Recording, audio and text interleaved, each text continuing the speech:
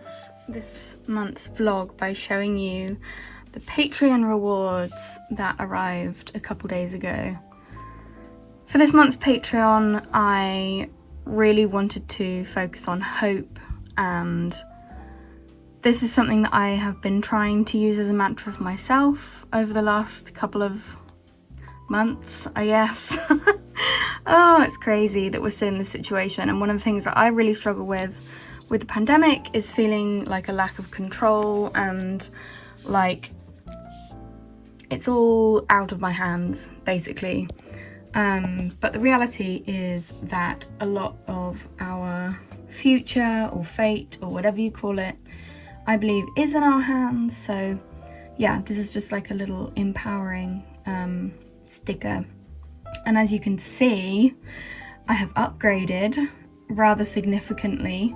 I did a poll on my Patreon just before Christmas last year, and we decided that I am going to start ordering in all of my physical rewards, so they're going to be much better quality than me making them myself, and I can get cool shit like this holographic sticker, and it means that they won't be completely exclusive to Patreon, because obviously I have to order more than I have patrons at the moment, but they're going to be exclusive for at least 6 months, just to patrons, because obviously that's like the whole point. So I didn't want to be like, oh, here's a Patreon reward and you can also get it in my shop, because that seems really pointless. So yes, these are the snazzy stickers,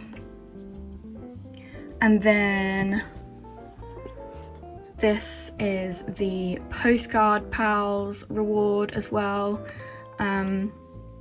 and this one hasn't actually been done, but the actual rewards have hand-painted gold details, so it's like a printed postcard, but then I'm painting on each one of them, and it says, "Behind each star a small dream hides," which is from a gorgeous poem by Annette Wynne. Yeah, so these are the Patreon rewards for March. If you would like to get your hands on either or both, then just sign up on my Patreon, which is patreon.com/thinkoutsidethebox, and yeah, just sign up before the end of March and you'll get these guys. I really hope that you like them. I'm so pleased with them, especially the stickers. I actually have switched to a new sticker manufacturer because since Brexit, such fun, yeah, basically it's become a lot more expensive for me to...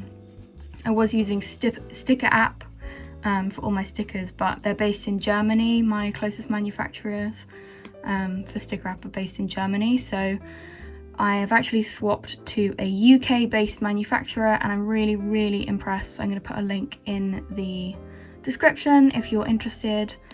And yeah, I really hope that you like these shiny boys, and remember that your future is in your hands. I wanted to get to the point where I could share with you guys the Patreon rewards for March in February, and I know that the February vlog goes out in March, but I basically didn't want to leave it to the end of the month anymore, so going forwards I'm going to be sharing them at the beginning of each month, and obviously that means I have to design and order them and everything pretty far in advance, but that's cool.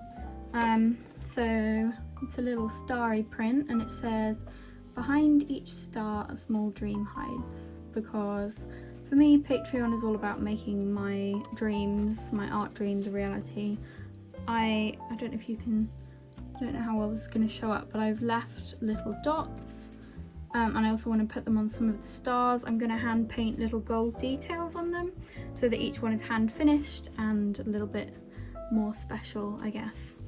I'm thinking that I'm going to use this old, I don't even know what brand this is. Oh, there you go, Diamine, whatever that is. This is just some old ink that I've had literally for 10 years. And then I also have the pale gold acrylic gouache, which is actually quite nice. I'm always really disappointed with metallic paints. It looks terrible on camera, but this is actually, I really enjoy painting with this, so I'm going to do one in each of the golds, and then figure out which is the most shiny. I want it, the thing is, the reason why I'm thinking maybe not the ink is I don't know if it's going to be absorbed into the paper, and I want it to be nice and shiny, so I'm going to do a little trial of each and then see which one is going to be the best one, and then I'm going to hand paint all of these patron rewards, so yay. That is. See, it's thematic. All that said, let's dig into the 10 or 12 big... Okay, so this little ink bottle, you know how I said I'd had it for 10 years? Turns out, haven't opened it in too long. My hands are all torn up trying to open this damn thing, so for now I'm hoping that this guy is gonna look good.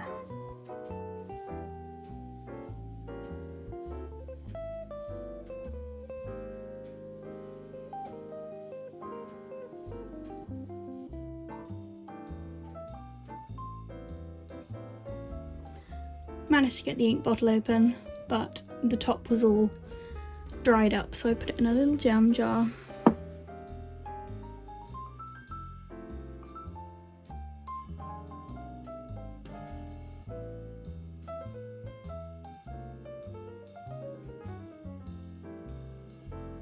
I'm definitely glad that I managed to get the ink bottle open, because I think this is definitely the nicer of the two effects.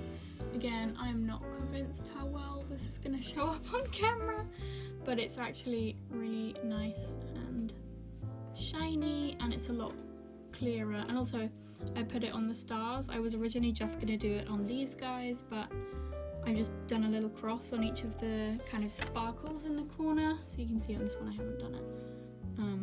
Yeah, I definitely think the ink is better, and hopefully you guys, and especially my patrons, will like them too. Yay!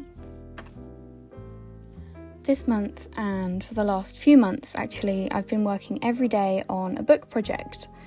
The work I've been doing has been unusual for me because I'm actually both writing and illustrating it. It's still a super secret project, unfortunately, so I can't give you many details, and because I'm still writing the manuscript, I can't even show you sketches or spreads that I'm working on yet. If you're curious about the process, the first step is to get all the text together, and then I'm sending that to my publisher, who lays out each spread and formats the text. They then send it back to me, all laid out, so that I can start working on the illustrations. This process is totally new to me. As you may or may not know, I illustrated my first book last year, the John Lennon title in the Little People, Big Dreams series. But with that book, I was just presented with the text and I illustrated it from there. So at the moment, it's a bit of a weird juggling act between guessing / planning where the illustrations will go and what text will go with them. Of course, both the ideas will probably change when they come together, and unsurprisingly, the book will be led by the illustrations, which is why I think the process feels slightly odd writing it first. In any case, it's really exciting, but it doesn't make for very thrilling footage, so sorry about that. The deadline for the first draft of the full text is in a couple of weeks, so hopefully in next month's vlog I will start having some actual drawings to show you. I also got this parcel today with the most insane amount of tape on it. Like, the box is basically covered in tape. So pointless. And very irritating.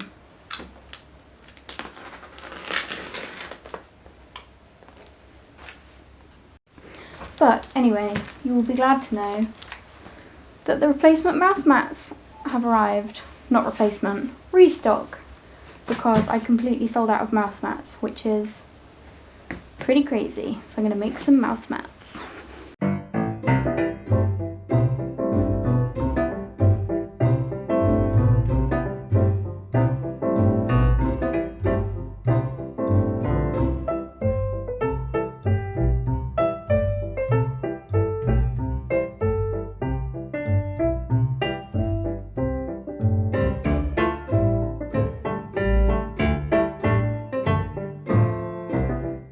Excuse the messy under the bed thing. I need to get some storage boxes. But I wanted to show you this massive screen print that I got from Lisa Congdon. She did something called the Jaunt, which is basically like an artist's retreat where they send artists off on a little break to get inspiration, and then they make a limited edition screen print from the trip. And my screen print arrived this week, and it's so bloody beautiful. Bearing in mind that you buy the print like sight unseen, you don't really know what it's going to look like, and it's the perfect colour combination for me, and I just think it's the most beautiful thing ever. And only 50 of them were printed, so I feel very fortunate to have one, and I think it's going to go really well in my room. The cat is not particularly impressed, but hopefully she likes it too.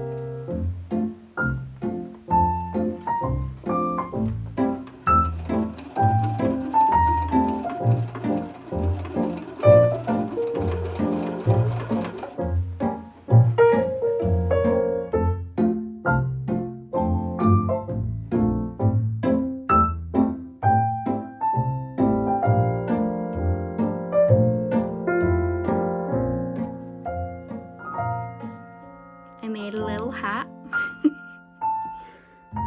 This was actually, ooh, look, she double-sided. This was a little sample I made. I'm gonna make a YouTube video just on making this hat. But I'm so proud of it. It's a little cheetah hat. This is the fabric that Spoonflower sent me. This is my design. And now I have a little hat with it on. It's so cute. I love it. I can't stand it. But this really got me back into sewing big time.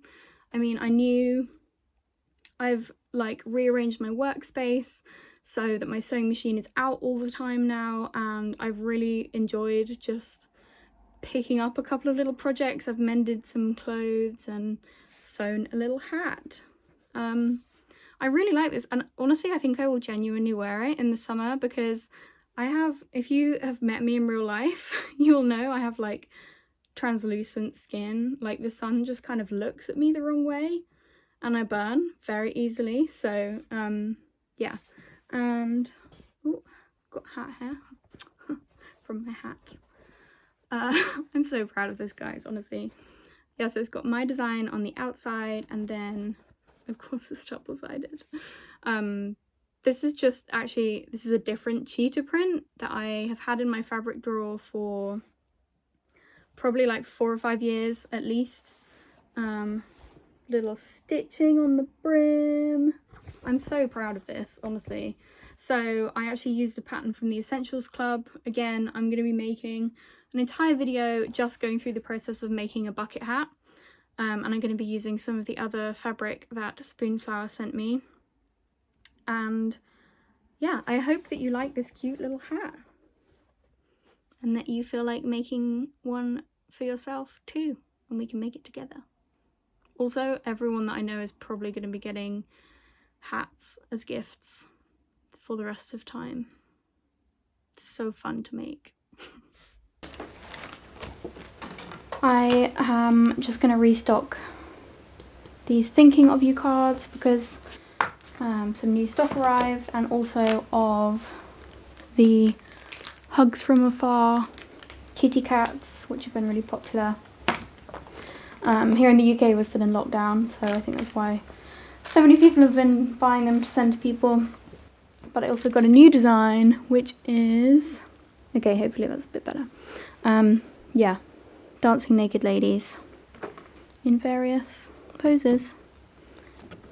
Yeah, hope you like them. I think they're pretty hilarious because there's something innately funny about naked people, especially when they're doing things like that. Cool. I'm gonna open this parcel. Excuse the noisy cricket in the background, but I just wanted to show you, look how lovely these stamps are. Hang on. Look how cute they are. It's from Poland, and I just thought the stamps were really lovely. But what's inside is going to be even better.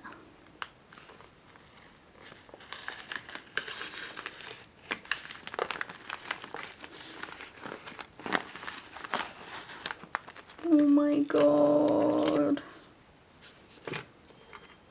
Look how beautiful that is. Yeah.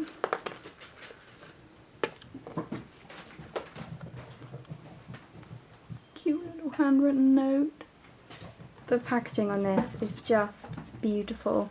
I'm going to put the link in the description, but it's from an Etsy shop called A Large Aviary. And it's wrapped up in an old book page, which is maybe the most charming packaging I've ever seen in my life. I'm going to try and open it carefully. So excited about this. This is like the ultimate, there's so many layers, it's like the ultimate reveal.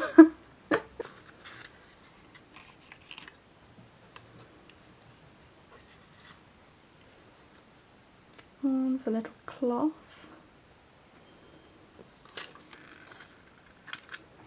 Oh, so excited to try these out. So these are vintage watercolours. They're from the 1930s from an art factory in, like a small art factory in Poland, and this is a Polish like vintage Etsy seller. But I thought the thought of trying out vintage watercolours was so appealing. It looks like they've put some extras in here. I don't know if these are duplicates of these, but little freebies. Oh, they've got stamps on them as well. Hang on, I'm gonna try and show you these actual paints, because the actual paints have been stamped. That's so cute. Hang on. You can see the surface of the actual watercolour's been stamped by the people that made it originally. That's so cute. Oh my gosh, I'm so excited to try these out. Yeah, I just thought the colours were really lovely. Like, even in modern watercolour palettes, most of the time, for my personal style, the colours are way too primary, they're a bit harsh, but I really like the kind of soft, vibrant colours, so I'm so excited to try these out.